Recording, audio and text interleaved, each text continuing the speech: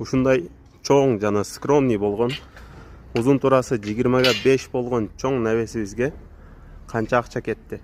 Видеонун акырына чейин көрсөңөр, канча акча кетти, анан канча услуга менен өтүп полный эсебин айтабыз. Көргөнүңөрдөй фермалар, заводской ферма, өтө түз, анан немеде куюлган, компьютерде куюлган фермалар. Үстүндө рейкалар өтө сонун тартылды иншалла. Мунун стойкаларына 8/8 профиль иштеттик.